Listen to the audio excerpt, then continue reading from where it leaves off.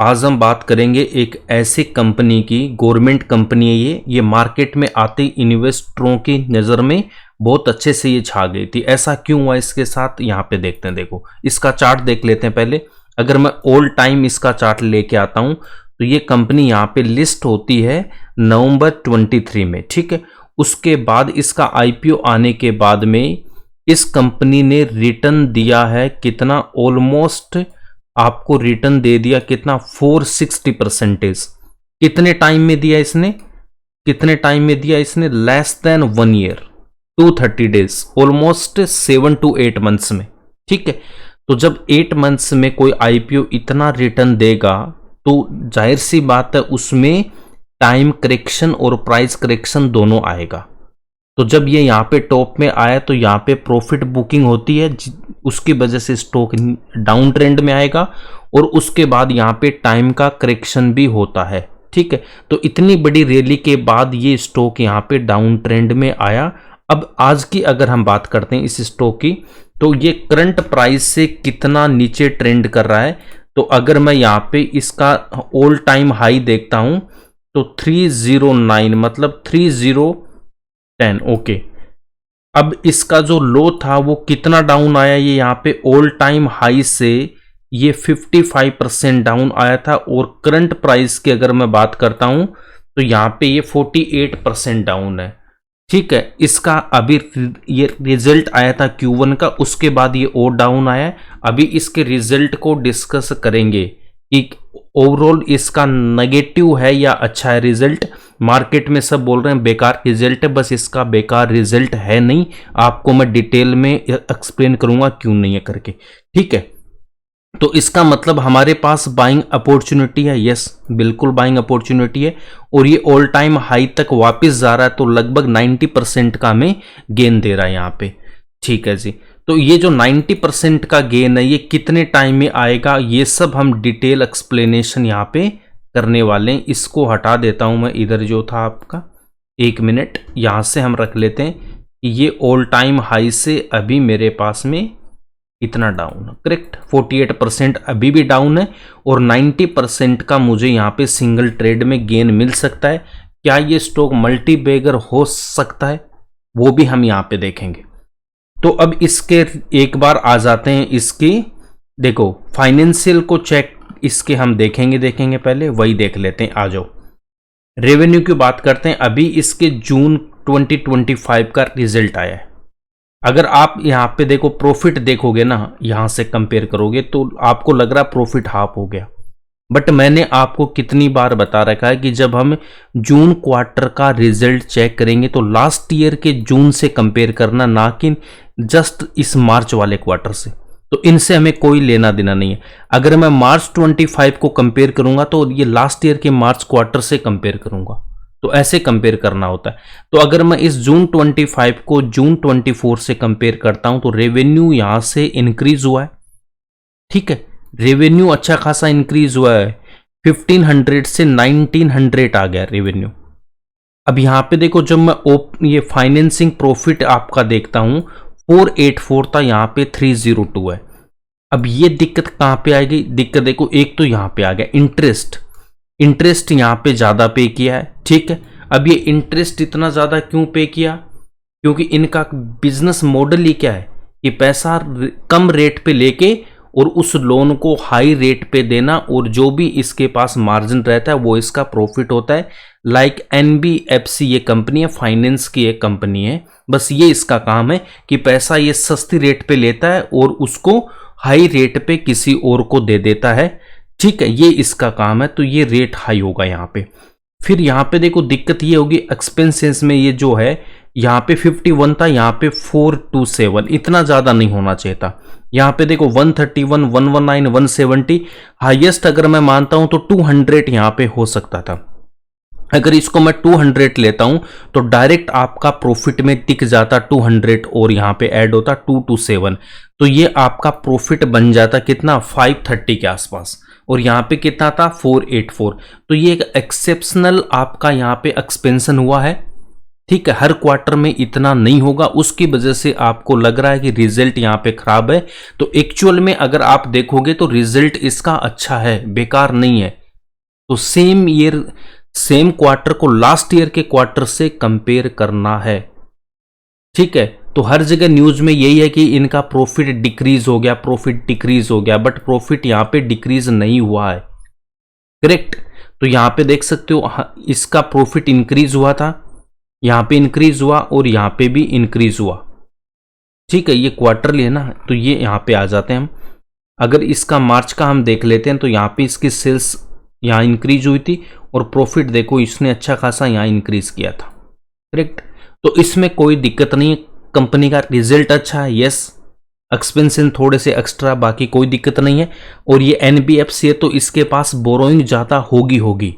ठीक है, तो आप यहां पे देख सकते हो, इसमें एनपीए देखना होता है हमें। तो एनपीए की अगर मैं ग्रोस एनपीए की बात करता हूं तो वो यहां पे अच्छा खासा डिक्रीज हुआ है।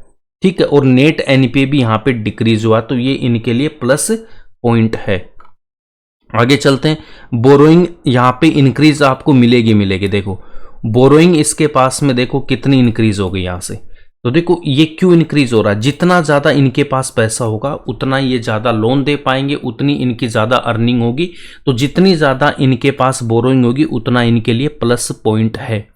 तो इनको सस्ती रेट पे बोरोइंग क्यों मिल जाती है, ये गवर्नमेंट की कंपनी है इसलिए ये इसको सस्ती रेट पे यहाँ पे लोन मिल जाता है। ठीक है, तो ये जो कंपनी है ये इसकी एक बार बात कर लेते हैं। यहाँ पे देखो इसमें और आपको इंटरेस्ट दिखा देता हूं कि क्यों हमें इसमें इन्वेस्टेड रहना है।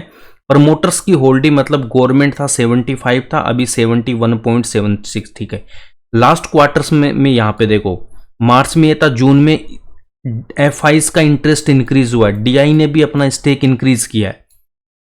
देख रहे हो ये कितना था, इसको मान लो 1.25 से यहाँ पे कितना आ गया, यहाँ पे 3 और यहाँ पे मतलब 2% इसने इंक्रीज किया है और यहाँ पे ऑलमोस्ट आपका 0.3% इंक्रीज हो गया।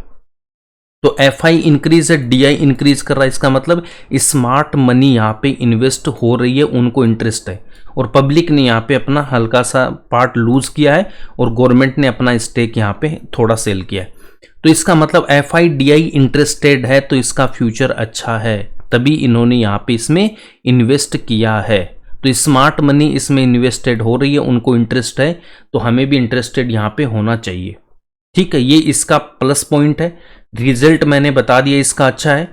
ठीक है, और बोरोइंग ऑल टाइम हाई है, सब कुछ ठीक है। अब यहाँ पे इसके बिजनेस मॉडल की बात कर लेते हैं।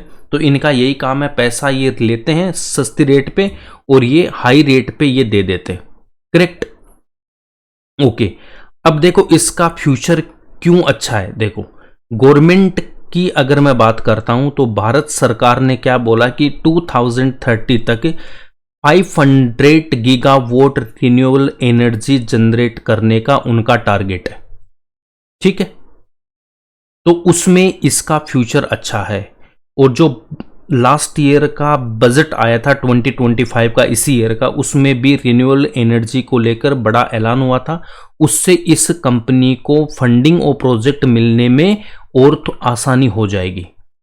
और कंपनी का आईपीओ से जो पैसा आया था उसको एक्सपेंशन और टेक्नोलॉजी में ये लगा रहे हैं। ठीक है, तो ये इस कंपनी के बारे में कुछ डिटेल थी। ठीक है, अब देखो इसके अलावा सरकार इरिडा को इंफ्रास्ट्रक्चर फाइनेंस कंपनी का दर्जा दे चुकी है, जिससे इसे अब और कम रेट पे फंडिंग मिलेगी, जिससे इनका मार्जिन और प्रॉफिट और ज्यादा इंक्रीज हो जाएगा। बाकी आप डिटेल इसमें जाके पढ़ सकते हो। अब इसमें देखो शेयर होल्डिंग पैटर्न को हमने देखा था कि गवर्नमेंट की होल्डिंग 72% है। ठीक है, और एफआई एंड डीआईज भी इसमें इंटरेस्ट अपना इंक्रीज कर रहे हैं। ठीक है, और कंपनी के पास एनपीए कंट्रोल में ग्रोथ हाई है, तो सेक्टर का फ्यूचर यहां पे ब्राइट है, इसमें कोई दिक्कत नहीं है ना। तो ये सब इसके बारे में था। तो इस कंपनी में हमें इन्वेस्टेड होना है क्या? बिल्कुल होना है। ठीक है, इस कंपनी में हमें इन्वेस्टेड रहना है क्या? यस। तो ये जो 90% के टारगेट के लिए आप शॉर्ट टर्म में ले सकते हो, 2 to 3 ईयर्स में इतना टाइम देना पड़ेगा, हो सकता है उससे पहले भी आ जाए, बट आप मिनिमम इतना टाइम मान के इसमें चल लेना। ठीक है, ठीक है। अब देखो, हो सकता है कल को ये जो यहाँ पे स्टॉक है ना, ये और डाउन आ जाए, और डाउन आ जाएगा, ये इस रेंज तक आ सकता है। ठीक है, और डाउन आ सकता है ये 140 के आसपास। तो हमें इस रेंज में इसको एक्यूमुलेट करना है। अगर पहले से आप इसमें बायर हो तो बिल्कुल टेंशन नहीं लेना है, स्टॉक को होल्ड करके रखना है, अपना 90% के टारगेट तक इसको लेके जाना है। ठीक है, अगर आपको इसमें मल्टी बैगर स्टॉक ये बन सकता है, अगले 5 ईयर्स के लिए अगर रखना चाहते हो तो एक अलग अकाउंट में ट्रेड कर लेना इसमें नेक्स्ट 5 ईयर्स के लिए। ठीक है, 5 to 7 ईयर्स के लिए, तो ऐसे करके इसमें ट्रेड लेना है। आई होप आपको सारे डाउट इसके क्लियर हो गए होंगे। बट इन्वेस्टमेंट करने से पहले फिर भी आपको एक बार अपनी स्टडी करनी है। अब ये स्टॉक 160 पे है। ठीक है, और मंडे को जैसे ही ओपन होगा, या तो डाउन ट्रेंड में अगर और जाता है तो हमारे लिए प्लस पॉइंट है वहाँ, है ना। तो वहाँ टेंशन नहीं लेनी है कि ये स्टॉक नीचे जा रहा है, बेकार आ गया, रिजल्ट आ गया, ऐसा कुछ नहीं है, सब कुछ ठीक है। और ये सब रिजल्ट ऐसे मैनिपुलेट किए जाते हैं जिससे या तो इस ऑपरेटर को और माल यहाँ पे लेना होगा, इसमें थोड़ा सा पैनिक आए और पब्लिक अपना और स्टेक इसमें बेच के जाए। ठीक है, ये सब यहाँ पे इसमें चलते रहते हैं। स्टॉक मार्केट है ये, यहाँ पे ऐसे ही होता है। तो बैलेंस शीट को थोड़ा ध्यान से देखना पड़ता है कि वो क्या कहना चाह रही है। करेक्ट, तो ये इसमें पूरी डिटेल थी। आई होप अगर आपको वीडियो अच्छा लगा तो लाइक करना, और चैनल पे फर्स्ट टाइम हो तो सब्सक्राइब जरूर करना, और अपने दोस्तों के साथ भी इसको शेयर करना है। और बट इसमें इन्वेस्टमेंट करने से पहले एक बार अपनी रिसर्च जरूर कर लेना। तो ये था इसका डिटेल वीडियो। मिलते हैं नेक्स्ट वीडियो में एक नए स्टॉक के साथ। Thanks for watching this video.